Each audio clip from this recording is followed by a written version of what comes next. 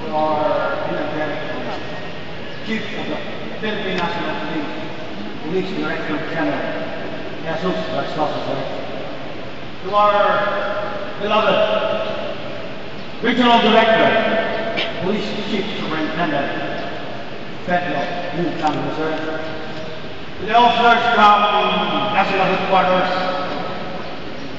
friends, to my lovely wife and my children, ladies and gentlemen, good morning.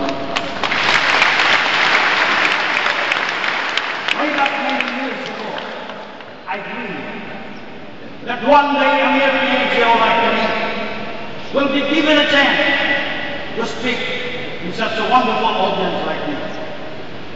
And now that dream comes true. Here I am now, delivering my speech when the general and the officers are listening. I owe this a lot to the officers and men behind this program, for they were the instruments in making one of my dreams to come true. My fellow law enforcement officers, there is no other noblest profession than to lay down one's own life for the service to his people. This is the first one of law enforcement service.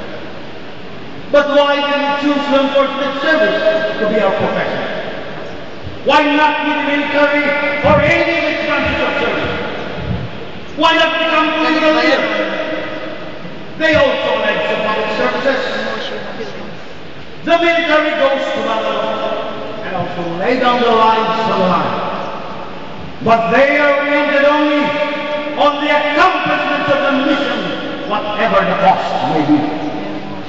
They kill or they kill for the purpose of accomplishing their mission. There is no individual autonomy doctrine to undertake. Unlike in the police service, we use the art of police investigation in detecting and arresting criminals. Although we follow certain sets of rules, but still, we have a certain limit within which to enforce the law.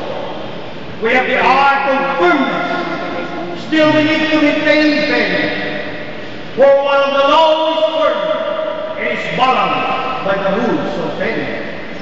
This is the humanitarian side of the law. The politicians, on the other hand, do not lay down the line in order to serve, but rather to be served. This is a fact which I believe many of us may not agree. We choose law enforcement service to be our profession because of its unique nature from the rest of public service. We enforce the law to serve mankind, safeguard lives and properties, protect the innocent against deception, the weak against oppression and intimidation, the peaceful against violence and intolerance, and to uphold the constitutional rights of all persons to life, liberty, equality, and justice. These are the badges of honor each and every law enforcement officer should keep in mind and heart. Lose any of these, and you will lose the respect and confidence of the people we serve. If we will recall our late President Thomas Martin, she served our country for 6 years, from 1986 to 1992, with sincerity and honesty. She was even called the mother and saint of democracy. And when she delivered her last stage of the national address, she made a promise to step down from the palace after her term, and which she then fulfilled.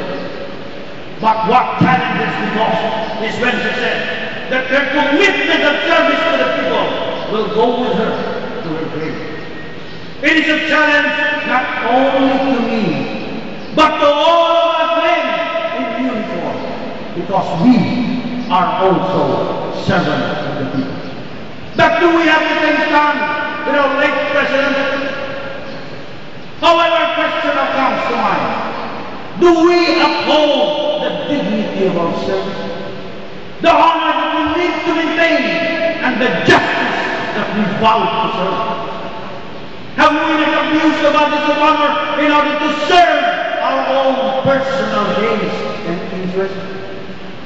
Among many ways, this is the proper opportunity to bring to every one of us the issues we need to address, to make a proper inventory of all that we have done and lay it down upon a measuring scale to determine how much we have done and how much we need to do.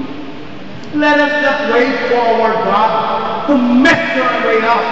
We will be found short and light in weight, thus unworthy on the much we weigh. Our people are just short and light in weight. Public trust has gradually been eroded. We are always subjected to suspicion, contempt, and ridicule. Remember, the war against criminality can never be won without the support of our people. This is the first issue we need to address. Very noteworthy to recall is the uniform training of our police forces. A very unique one. A mixture of military and police training. Military training in the sense that every police officer is trained in the art of combat and maneuvers simultaneously with enforcement of laws. That's what police officers usually do. I, for one, felt the strength within myself having reached professionalism. As a fighter against criminality and lawlessness, and as law enforcer as well, all merged into one. We have seen a lot of undisciplined conduct in our people, ranging from the mother to their family home, destructions of life and property, to abuses of our environment, and much many more. But not only in our people, we have seen and disciplined police officers who work for ease and comfort by playing politics without superior. It's true. Abandon their secondary jobs in order to look for money while retaining the butts of our service. This is not democracy and freedom, because as we were told, liberty is a freedom to do right only and never wrong. We have totally forgotten the two very important elements of this system. First being the coercive element, and second being the voluntary element. In the first, we do or do not do things by the force of law, rules and regulations, or in the presence of our superior. In short, it is fear of the law or sanction that made us do or do not do things. The second element is the objective of all good leaders. With or without the presence of our superior officers and without being compelled by law, rules and regulations, we do or do not do things because we should do or shall not do. In the second, discipline becomes inherent within ourselves. In short, we do good because without to do good. And these are my humble suggestions. First, within ourselves, let us begin to reinstall self-discipline. Let us begin to be contented with what we have in terms of money. Let us strive and learn more to strengthen ourselves with the knowledge we need for effective and efficient law enforcement. Let us not work for money, but for the betterment of the service. Remember, we are tasked to enforce the law. Yet, our training does not include the intricacies of the law. Logic, common sense, and good faith are our only tools in enforcing the law.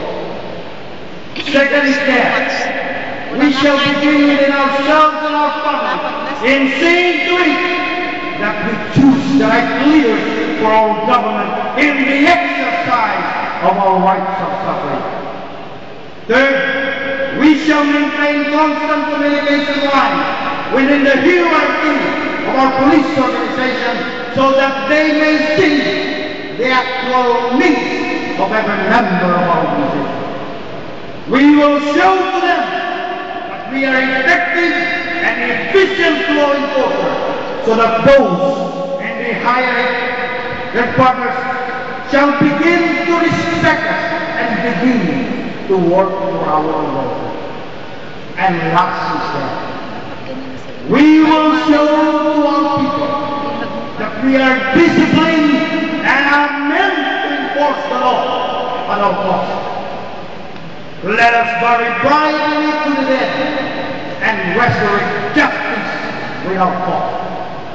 In so doing, we will be strong and happy to tell our children, our family, our friends, our people, and the whole world that we are working on the path of honor we wear. Thank you so much.